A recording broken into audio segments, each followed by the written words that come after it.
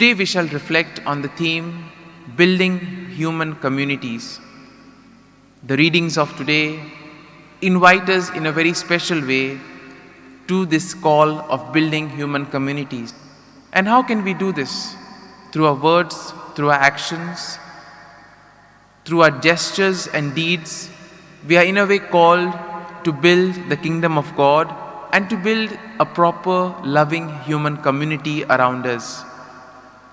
And we see that Christ calls us to live lives based on the love and the mercy that we receive from God.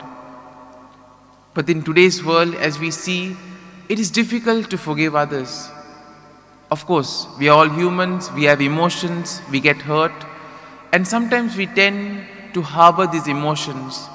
And when the proper time comes, we take out the jar, open it up, and take out the scroll, and keep on recounting what the people have done. And in a way, Christ calls us today to show that our inner dispositions and actions match. Because if our inner dispositions and our actions do not match, our life will be falsely lived. It will be as if we are putting a false mask and living our lives. Today's first reading reminds us that the house of God is a house of forgiveness. A person finds forgiveness in the presence of the Lord. And those who listen to the word of God and those who put it into practice, they will receive life. Because we see when it comes to God, He is ever ready to forgive us. He is full of love, compassion and mercy. And in a way, He invites us to share this love and mercy with others around us. But we see sometimes it's difficult for us to put into practice the word of God. Jesus taught many things during His lifetime, but sometimes it becomes difficult for us to accept and put these into practice. And for this to happen, we need to be in connection with the Father.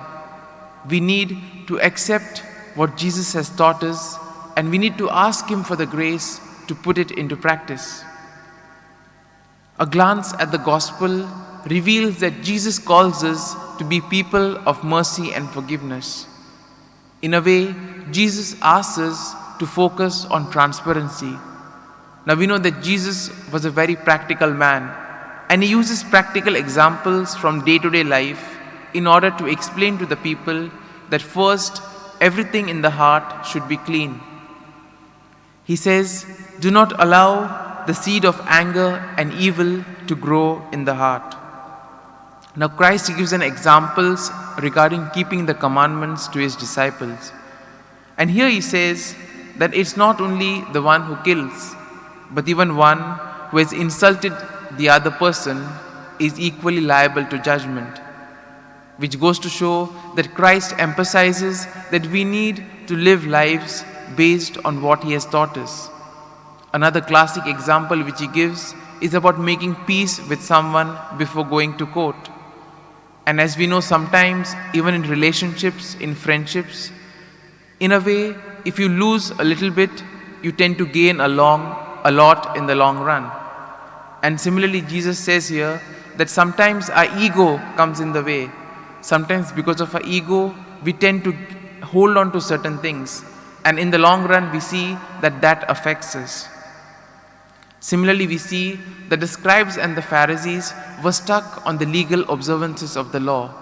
And as a result, this was a kind of a legalistic oppression for the people. In a way, Christ, being practical, loving and merciful, He invites the people to break from the bonds of this legalistic oppression. And He points out that the intention is important. Therefore, Christ says, if you are going to offer something and remember that you have something against your brother, go make peace and then offer.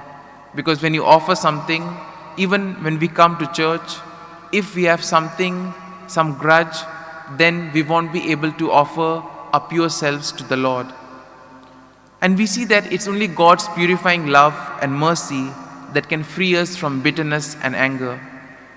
And this comes from prayer, from a close relationship with God, and from a more personal contact with Jesus.